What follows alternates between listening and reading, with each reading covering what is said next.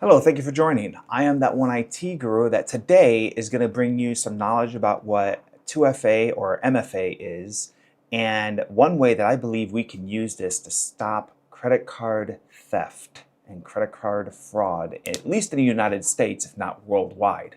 Now, some people may get upset about this, maybe the credit card companies, but I think we need to, as a community, spread the word of this idea if somebody can't debunk how it can work. But let's dive into it. Completely unscripted video here. First of all, what is 2FA or MFA? People are seeing this all over the place. It's being used more and more with passwords. But without passwords, what is it and how have we been using it all these years? And how can we continue to adapt it in this world where people are using skimmers to steal credit card information right out of our purses and back pocket with no contact? All right, let's dive. So 2FA or MFA, two-factor authentication or multi-factor authentication, has been used for years. Your parents and even grandparents were using it. So let's go back to the early ATM days. Think about 20, 30 years ago. You had a credit card. And on this credit card, let me pull one out here. On this credit card or a debit card type deal, we didn't have these little NFC and chip readers. What we did have was the card and a PIN. So what is this multi-factor methodology? It is a combination of three things that you need to have at least two of, hence the 2FA. MFA would be, 2 to 3, multi-factor. So it is something you are, something you know, and something you have. Something you have, such as a debit card. Something you know, such as a PIN number. And this is why ATMs have been secure all up through this time, because we had the card and we had the PIN.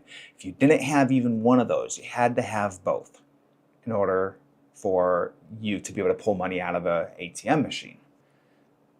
So the last thing is something you are, which is biometric. It might be an eye scan, a fingerprint, a face read, something that you are that can't easily be reproduced.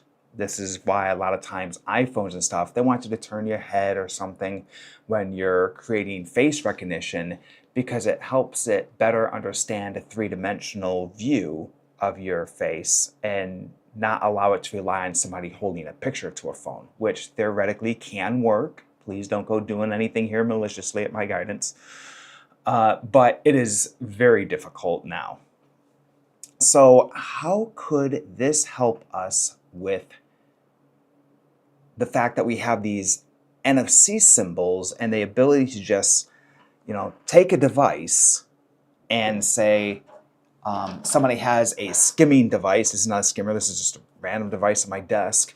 And this is sitting in your wallet. And all you have to do is get this close. That's it. That close.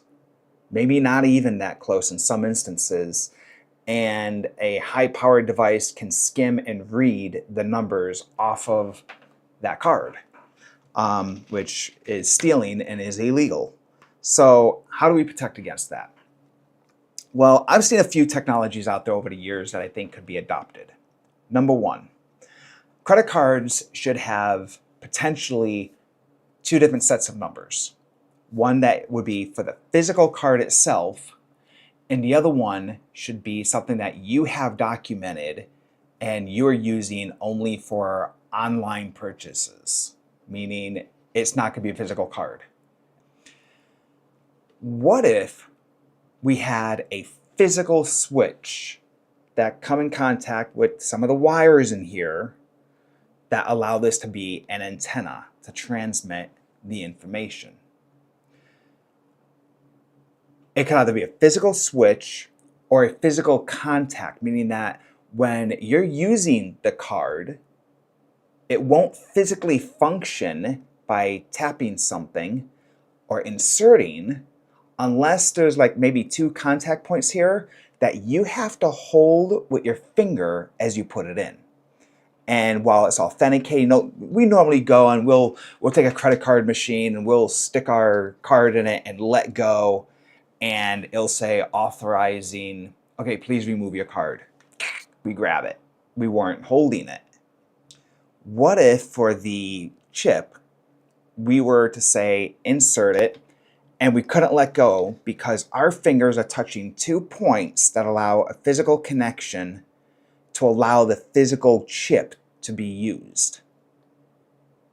Well, that's one way we could do it, but that same contact and a better functionality would be for the NFC, so that the NFC can't physically work unless we're holding the card, which is something we are. We are holding it. Not only do we have it, but now it's something about what we have and what we are. We're a person that has to hold the card. Or maybe it's something as simple as it won't activate unless you're holding the card and it gets up to a certain temperature that is a human body. I don't think that's quite necessary, but a little micro switch that doesn't have to make the card much thicker at all might be adoptable. So on the physical switch part, let me pause this video and see if I can find a device.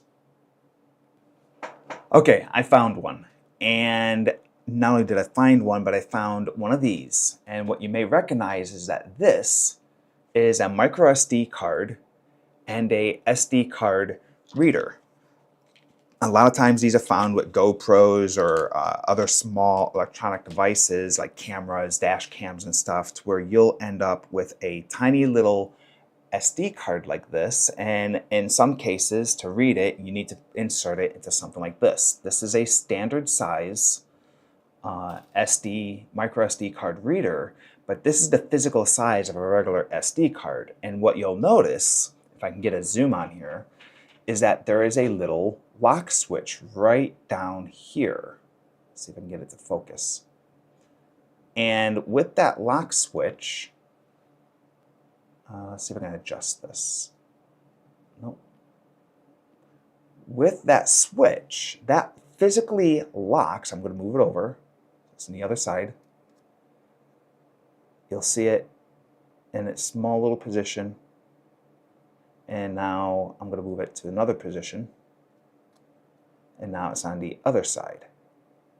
And with that switch, it stops the card from physically being able to be written over. It locks the card. In some cases, these things can even stop the card from being read. Why? I don't know, but I've seen a few of those. So why can't we put that on these cards? Maybe the only thing I can think of is that this is just a little bit thicker, just a hair thicker than 2 credit cards when lined up. So that might be one limitation. Maybe not.